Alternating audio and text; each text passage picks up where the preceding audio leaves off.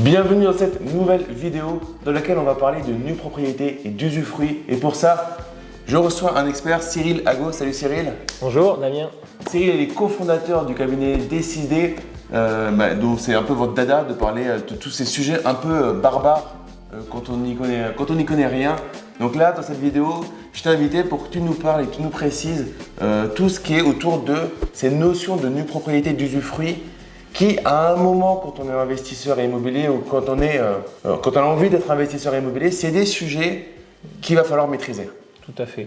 Alors en fait, la pleine propriété, en fait, il faut commencer par ça, d'un bien, c'est l'addition de trois sous-droits, l'usus, le fructus et l'abusus. Alors on a tendance à résumer l'usus fructus en un droit qui est l'usufruit, et de l'autre côté, l'abusus, c'est la nue propriété. Alors qu'est-ce que la nue propriété? La nue propriété, c'est la possession d'un bien, c'est la propriété d'un bien. Et l'autre droit qui est afférent à la nue propriété, c'est l'usufruit. L'usufruit, c'est quoi? C'est la possibilité d'en récolter les fruits, comme on dit. Et récolter les fruits, c'est d'en pouvoir, s'il y a des loyers, de pouvoir toucher les loyers, ou bien, s'il n'y a pas de loyer, de pouvoir l'utiliser. Voilà. Donc l'addition de l'usufruit et la nue propriété fait donc la pleine propriété d'un bien immobilier.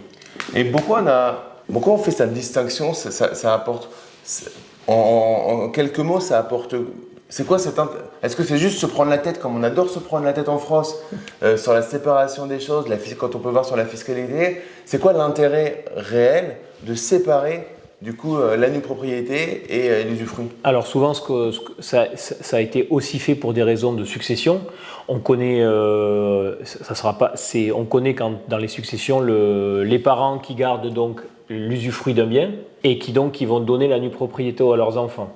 Ça va permettre de transmettre un patrimoine dans des conditions optimales. En fait, là, l'usufruit des parents, il est viager. Donc ça veut dire que c'est lorsque les parents ou la personne décède que les ayants droit ou les héritiers vont récupérer l'usufruit qui revient automatiquement dans la nue propriété qu'ils avaient eux déjà.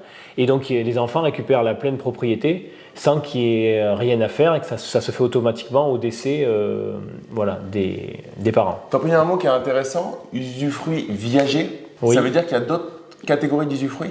Oui, donc on peut faire un usufruit temporaire et qui n'est pas viager pour le coup là, et donc ça sera l'objet, je pense, de ce qui s'appelle des acquisitions en démembrement de propriété, qui permet d'avoir à ce moment-là un usufruit qui n'est pas viager mais qui est temporaire et que l'on fixe en fonction de différents paramètres, du montant du loyer, de la rentabilité du bien. Voilà, il y a tout un calcul savant qui va être fait pour voir l'intérêt, la durée sur laquelle le démembrement va courir. Excellent. Est-ce que pour ne pas faire des vidéos trop longues, est-ce qu'on pourrait se faire une vidéo que sur cette partie-là? Bien sûr. Et je pense que c'est important de la faire même. Yes, parce que moi, des connaissances que j'ai, c'est quelque chose qui peut permettre d'accumuler des avantages de plusieurs montages différents. Exactement. De sociétés.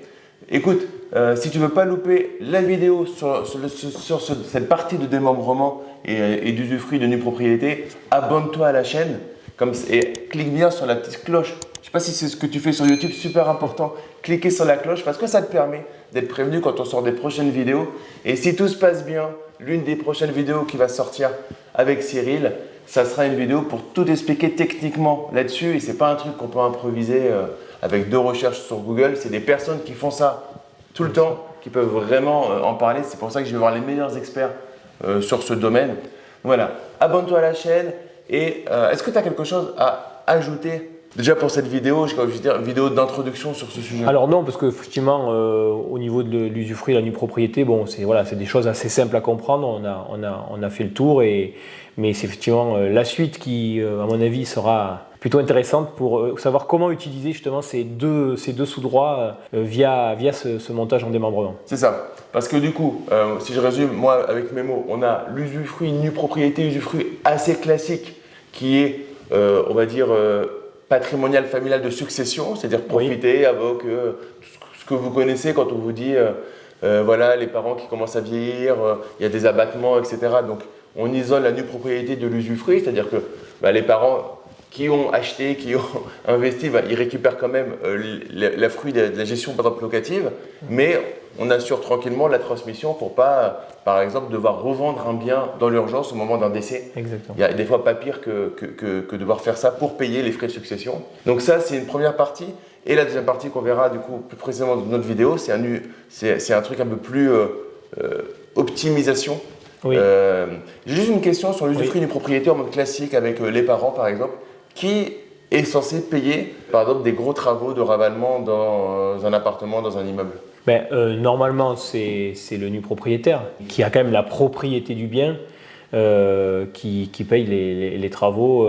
Voilà. Après, si c'est des petits travaux de rénovation, l'usufruitier occupant le bien immobilier ou en récoltant les fruits, c'est peut-être à lui aussi de voir. Ça dépend du type de travaux en fait. D'accord. Donc faites quand même bien attention à ça. Ne vous mettez pas en danger pour avoir par exemple un avantage temporaire fiscal, un abattement sur la succession. Clairement, ça pourrait être à vous, du coup quand même, enfant, de payer des travaux lourds. Donc après, bien évidemment, c'est un projet de famille, il y a des accords internes pour que par exemple, ça soit les parents tant qu'ils peuvent, qui payent, etc. Mais voilà, légalement, quand vous faites ce montage-là et que par exemple, vous le faites sur 3 immeubles, c'est à vous de payer les gros travaux des 3 immeubles. Alors, il n'y a pas des gros travaux chaque année, mais si ça tombe, vous avez à les payer sans avoir de revenus, de coûts de cash flow et de trésorerie par rapport à ça. Exactement. Donc, bien se mettre d'accord par exemple avec vos parents sur le fait que pendant une certaine durée, sur laquelle par exemple vous avez les études des enfants à payer ou ce genre de choses, que ce soit eux qui supportent peut-être ces montants-là. Ça c'est une possibilité, oui, c'est un arrangement interne. Ah oui, c'est un arrangement interne. Donc voilà, très important. En tout cas, merci à toi Cyril. Merci. Et si tu as des questions, n'hésite pas à les poser en commentaire, j'y répondrai. Et si je n'arrive pas à y répondre, je demanderai à Cyril de m'aider pour y répondre. Et nous, on se retrouve très très vite pour une prochaine vidéo. Ciao! Au revoir.